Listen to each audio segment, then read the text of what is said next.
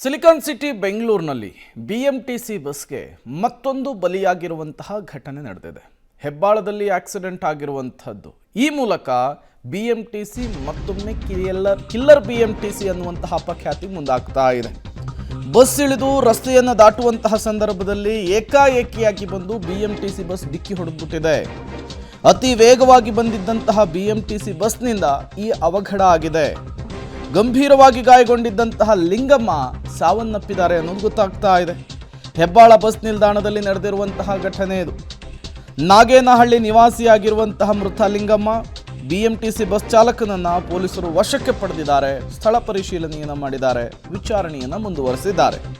ಈ ಮೂಲಕ ಬಿಎಂಟಿಸಿ ಬಸ್ಗೆ ಬೆಂಗಳೂರಿನಲ್ಲಿ ಮತ್ತೊಂದು ಬಲಿಯಾಗಿದೆ. ಈ ಮೂಲಕ ಕಿಲ್ಲರ್ ಬಿಎಂಟಿಸಿ ಅನ್ನುವಂತಹ ಹಣೆಪಟ್ಟಿ ಏನಿದೆ ಬಿಎಂಟಿಸಿಗೆ ಅದು ಮುಂದುವರಿತಾ ಇದೆ. ಅತಿ ವೇಗವಾಗಿ ಬಂದಂತಹ ಬಿಎಂಟಿಸಿ ಬಸ್ ವೃದ್ಧೆಯ ಜೀವವನ್ನೇ ಕಸಿದುಕೊಂಡಿದೆ.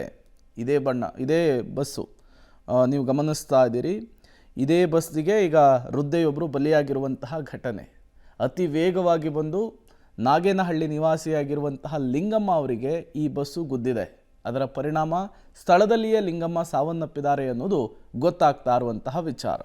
ಅಂತಹ ಸ್ಥಳವನ್ನು ಗಮನಿಸ್ತಾ ಇದ್ದೀರಿ. ಮತ್ತೊಂದು ಕಡೆ ವೃದ್ಧೆಗೆ ಬಸ್ಸು ಗುದ್ದಿರುವಂತಹದ್ದು, ಆ ಬಸ್ಸಿನ ಫೋಟೋ ವಿಜುವಲ್ಸನ್ನು ಕೂಡ ಗಮನಿಸ್ತಾ ಇದ್ದೀರಿ. ಈ ಹಿಂದೆಯೂ ಕೂಡ ಈ ರೀತಿಯ ಘಟನೆಗಳಾದಂತಹ ಸಂದರ್ಭದಲ್ಲಿ ಬಿಎಂಟಿಸಿ ಎಚ್ಚೆತ್ತುಕೊಳ್ತೇವೆ ಅಂತ ಹೇಳಿದರು. ಅದಾದ ಮೇಲೆ ಬಿಎಂಟಿಸಿ ಡ್ರೈವರ್ಸ್ಗಳಿಗೆ ಒಂದಿಷ್ಟು ಸೂಚನೆಗಳನ್ನು ಕೂಡ ಕೊಡಲಾಗಿತ್ತು. ಅದರಿಂದ ಆಚೆಗೂ ಕೂಡ ಬೆಂಗಳೂರಿನಲ್ಲಿ ಈ ರೀತಿಯ ಘಟನೆಗಳು ಪದೇ ಪದೇ ಮರುಕಳಿಸ್ತಾ ಇರುವಂಥದ್ದು.